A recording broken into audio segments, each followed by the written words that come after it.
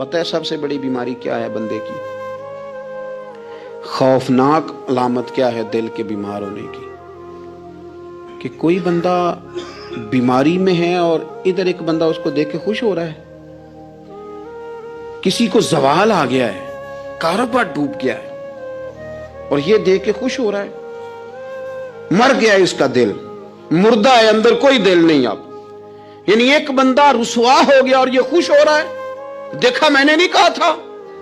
جب کوئی کسی کی رسوائی، کمزوری اور کسی کے زوال پر راضی ہونے لگے تو پھر سمجھ لے کہ اس کا حال اتنا برا ہو گیا ہے کہ اب یہ اخلاقی طور پر مردہ زندگی گزار. ہمارا اب یہ حال ہے کہ ہم لوگوں کے دکھوں پر ہنسنے لگے. ہم کسی کے ہاں کوئی شخص تکلیف میں آتا ہے تو ہم اس کو کہکہوں میں اڑاتے ہیں. یارو زندہ قومیں یہ کام نہیں کرتی، زندہ قومیں یہ کام نہیں کرتی. میرے نبی پاک صلی اللہ علیہ وسلم نے فتح کے موقع پر بھی گردن کو جھکا کے بتایا کہ جب رب عروج دے تو پھر اللہ کی بارگاہ میں جھک جایا کرو. کسی شخص کے پتہ ہے ایک حدیث سنو، یہ مسلم شریف میں موجود ہے. حضور نے فرمایا ایک بندہ گناہ کرتا تھا پھر اس نے توبہ کر لی. اگر کسی نے دوبارہ اسے وہ گناہ یاد کرایا کہ تو یوں ہوتا تھا، اگر کسی نے اسے دوبارہ گناہ یاد کرایا تو یاد کرانے والے کو اللہ سزا کے طور پر مرنے سے پہلے پہلے اس گناہ میں مبتلا کر دے گا. خفیہ تدبیر آئے گی اللہ. جس کو اللہ نے معاف کر دیا، زمین آسمان بھول گئے، فرشتوں کے دفتر سے اس کا گناہ محو کر دیا گیا، تو نے کیوں یاد رکھا؟ لیکن ہمارے دل اس طرح کے ہیں، خیر کی خبریں نہیں دیتے. ہم خیر کی خبر نہیں دیتے، مثبت بات نہیں کرتے. ہمارے رویے دوسروں کے بارے میں سخت ہیں. یعنی بہو سے داماد سے اختلاف ہو گیا، پھر اس نے معافی مانگ لی، پھر ہم نے معاف کر دیا، پھر 1 سال کے بعد دوبارہ لڑائی ہوئی تو پچھلی بات دوبارہ یاد کرنی چاہیے تھی. اس کی تو معافی دے دی تھی آپ نے، لیکن آپ نے پھر یاد کر لی وہ بات. اس کا مطلب ہے آپ نے صلح کی تھی، دل صاف نہیں کیا تھا. دل جب آپ صاف کر لیں تو پھر معاملہ ختم ہو گیا. پھر آپ پھر نکال پھینکے ساری چیزیں. مسند امام احمد بن حنبل میں حدیث ہے،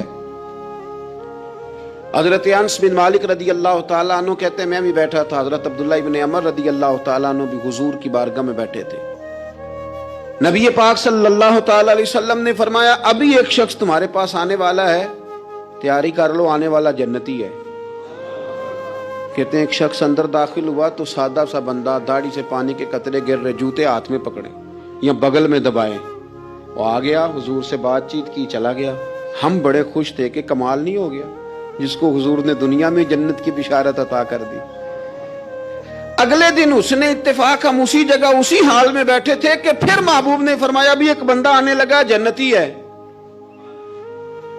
کہتے ہیں وہ بندہ آیا تو دیکھ کے حیران ہو گئے، یہ تو وہی کل والا ہی بندہ ہے.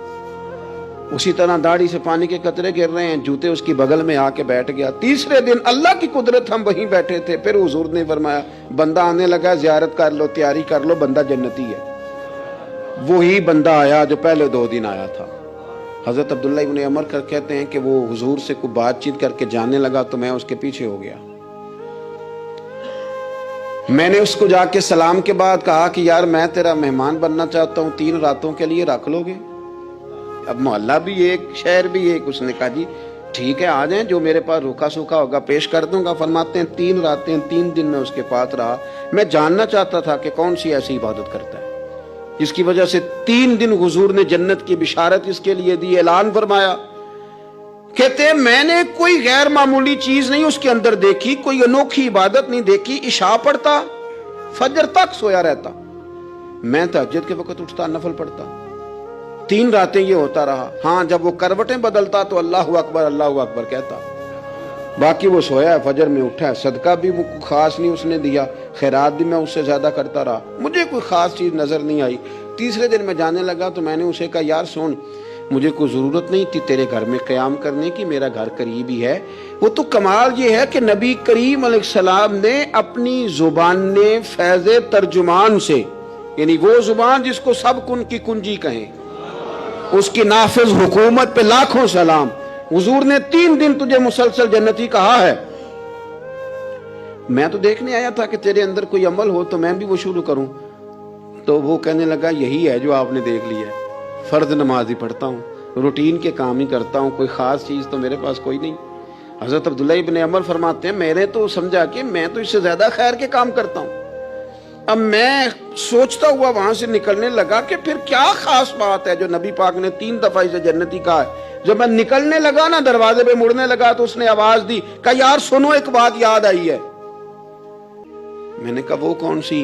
कहने लगा यार जब से बालिग हुआ हूं ना, जब से अल्लाह ने तौफीक इस्लाम दी है, मैंने जब भी अपना दिल देखा है ना, जब भी मेरे दिल में किसी के लिए हसद कोई नहीं, कोई अदावत नहीं, कोई बुग़्ज़ नहीं, कोई कीना नहीं, कोई क्या कर रहा है, मेरे दिल में सब के लिए खैर ही है। दिल मेरा साफ है, इसके अलावा नहीं मुझे पता क्या अमल है।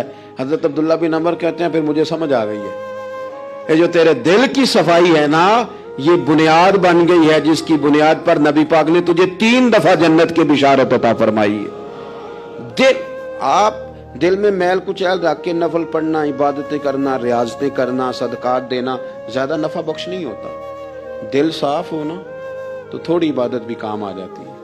ये हदीस बताती है कि दिल साफ हो तो थोड़े सदके भी ज्यादा नफा कर जाते हैं। दिल पर तवज्जो दें।